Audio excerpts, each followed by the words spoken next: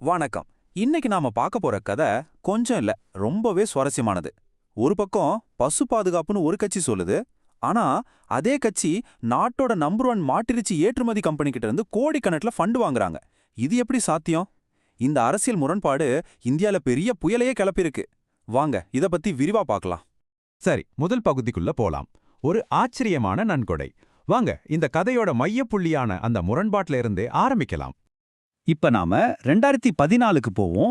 நரேந்திர மோடி பிரதமர் ஆகிறதுக்கு முன்னாடி அப்போ இருந்த அரசாங்கத்தை ரொம்ப கடுமையா விமர்சிச்சாரு. எதுக்கு?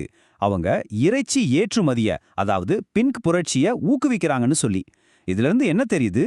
மாட்டிறைச்சி தொழிலுக்கு பிஜேபி எவ்ளோ எதிரா இருந்துச்சுன்னு ரொம்ப தெளிவா புரியுது. ஆனா இப்ப காலம் மாறிடுச்சு, காட்சியும் மாறிடுச்சு. இப்போ கிடைச்சிருக்கிற ஒரு தகவல் படி அதே பாஜக இந்தியாவோட டாப் மாட்டிறைச்சி ஏற்றுமதி கம்பெனி கிட்ட இருந்து எவ்வளோ நன்கொடை வாங்கியிருக்காங்க தெரியுமா? 30 கோடி ரூபாய். கேட்ட உடனே ஒரு மாதிரி இருக்குல்ல? இது ஒரு பெரிய முரண்பாடு மாதிரி தெரியுது இல்லையா?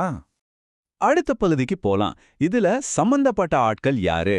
அதாவது இந்த முரண்பாட்டோட ரெண்டு பக்கத்துலயும் யார் யார் இருக்காங்க? வாங்க பார்க்கலாம். ஒரு பக்கம் பாத்தீங்கன்னா இந்தியாவை ஆள்ற பாஜக. அவங்களோட கொள்கையில பசு பாதுகாப்பு ஒரு முக்கியமான விஷயம். இன்னொரு பக்கம் அல்லானா குரூப். இவங்க தான் இந்தியாவோட இறைச்சி ஏற்றுமதியில கிங் மாதிரி.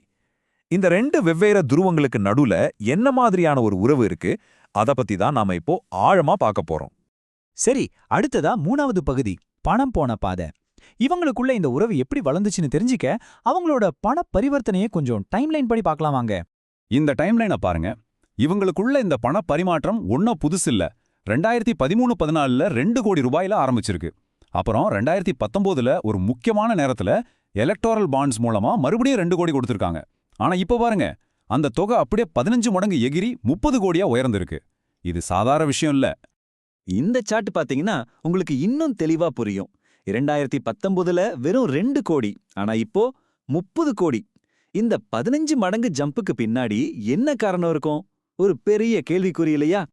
இப்போதான் இந்த கதையில ஒரு முக்கியமான ட்விஸ்ட் வருது. 2019ல அல்லானா குரூப் மேல ஒரு பெரிய குற்றச்சாட்டு.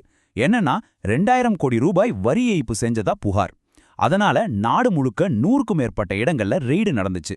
இங்க நீங்க கவனிக்க வேண்டிய விஷயம் என்னன்னா, சரியா இதே நேரத்துல தான் அவங்க பாஜகவுக்கு எலக்ட்ரோரல் பாண்ட்ஸ் மூலமா டொனேட் பண்ண ஆரம்பிச்சிருக்காங்க. அடுத்த பகுதிக்கு போகலாம். ஏற்றுமதியும் சித்தாந்தமும். சரி, ஒரு பக்கம் இந்த நன்கொடை தொகை ஏறிட்டே இருந்துச்சு. அப்போ இன்னொரு பக்கம் மாட்டிறைச்சி ஏற்றுமதி பிசினஸ்ல என்னதான் நடந்துட்டு இருந்துச்சு? இங்கதான் இன்னொரு ஆச்சரியம். இந்த டொனேஷன் எல்லாம் நடந்துட்டு இருந்த அதே சமயத்துல தான் இந்தியாவோட மாட்டிறைச்சி ஏற்றுமதி பிசினஸ் ஒரு புது ரெக்கார்டையே படைச்சது. எவ்வளோ தெரியுமா?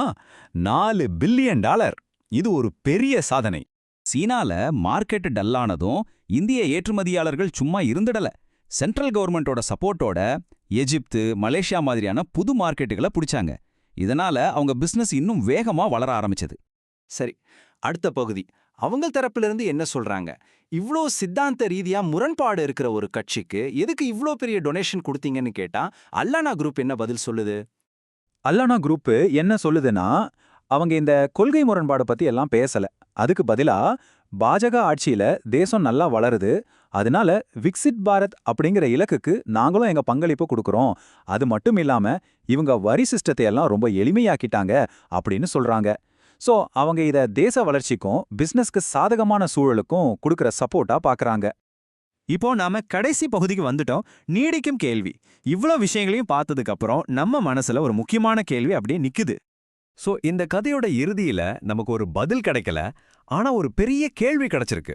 ஒரு கட்சி பொதுவெளியில ஒரு கொள்கைய பேசுது, ஆனா அவங்களுக்கு வர்ற நிதி ஆதாரம் அந்த கொள்கைக்கே அப்படியே எதிரா இருக்கு. இப்படி இருக்கும்போது இது இன்றைய அரசியலையும் பெரிய பெரிய கம்பெனிகளோட நலன்களையும் பத்தி நமக்கு என்ன சொல்ல வருது? இத பத்தி நீங்க என்ன நினைக்கிறீங்க? யோசிச்சு பாருங்க.